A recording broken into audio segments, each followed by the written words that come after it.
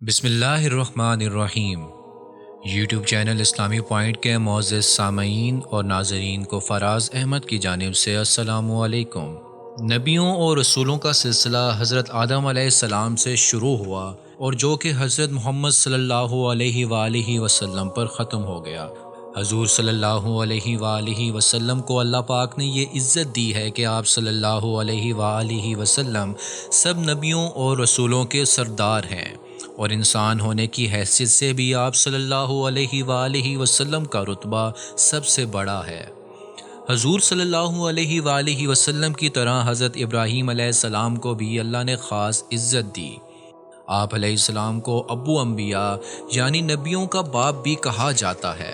اس کی وجہ یہ ہے کہ آپ علیہ السلام کی نسل میں بہت سے نبی اور رسول پیدا ہوئے۔ حضرت اسماعیل، حضرت اسحاق، حضرت یعقوب، حضرت یوسف، حضرت داؤد، حضرت سلیمان، حضرت موسیٰ، حضرت عیسیٰ اور حضرت محمد مصطفیٰ صلی اللہ علیہ وآلہ وسلم حضرت ابراہیم ہی کی نسل سے تعلق رکھتے ہیں۔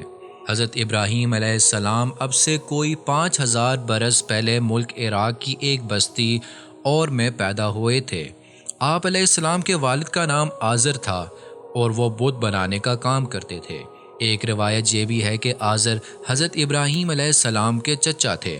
بہرحال حضرت ابراہیم علیہ السلام کی پرورش اسی گھرانے میں ہوئی جس کا پیشہ بت بنا کر فروغ کرنا تھا۔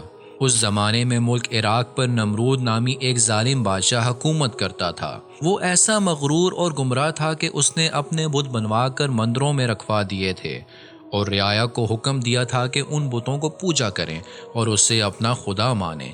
نمرود کے خوف کی وجہ سے عام لوگ ایسا ہی کرتے تھے، لیکن حضرت ابراہیم علیہ السلام نے اللہ پاک کی خاص مہربانی سے 9 عمری ہی سے یہ بات سمجھ لی کہ نمرود جھوٹا ہے، وہ خدا نہیں ہو سکتا۔ خدا تو وہ ہے جس نے سب چیزوں کو پیدا کیا۔ نمرود کو یہ بات معلوم ہوئی تو وہ بہت ناراض ہوا۔ حضرت ابراہیم علیہ السلام کو اپنے دربار میں بلا کر ان سے بحث کی۔ اس سلسلے میں جو باتیں ہوئیں وہ بھی قرآن مجید میں بیان کی گئی ہیں، اور ان سے یہ ثابت ہو جاتا ہے کہ کوئی انسان انسانوں کا خدا نہیں ہو سکتا۔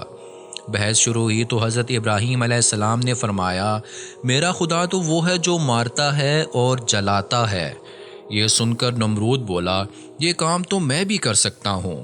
یہ کہہ کر اس نے قید خانے سے ایسے 2 قیدیوں کو بلوایا جن میں سے ایک کو موت کی سزا ملنے والی تھی اور دوسرے کو آزاد کر دینے کا حکم جاری ہو چکا تھا۔ نمرود نے یہ کیا کہ جس قیدی کو آزاد کرنے کا حکم جاری ہوا تھا اسے قتل کروا دیا، اور جسے قتل کا حکم ہوا تھا اسے آزاد کر دیا۔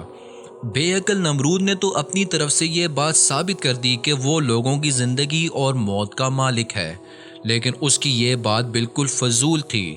حضرت ابراہیم علیہ السلام نے اس کی ناسمجھی کا اندازہ کر کے فرمایا، میرا خدا وہ ہے جو مشرق سے سورج نکالتا اور مغرب میں غروب کرتا ہے۔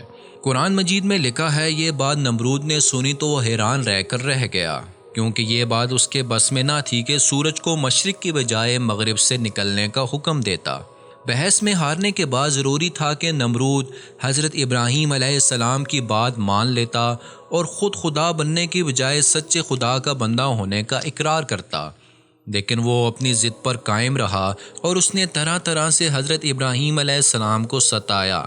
آپ علیہ السلام کو آگ میں جلانے کا حکم دیا، اور جب آپ علیہ السلام اللہ پاک کی مہربانی سے زندہ سلامت رہے تو ملک سے نکل جانے کا حکم دے دیا، اور حضرت ابراہیم علیہ السلام اپنی بیوی حضرت سارہ اور اپنے بھانجے حضرت لوط علیہ السلام کو ساتھ لے کر عراق سے نکل آئے۔ یہ سلسلہ واقعات کا انشاءاللہ جاری رہے گا۔ اس سے اگلی ویڈیو میں اس سے آگے کے واقعہ سننے کے لیے ہمارے چینل کو سبسکرائب کیجیے تاکہ وقتاً فوقتاً آپ کو آنے والے تمام واقعات وقت پر ملتے رہیں۔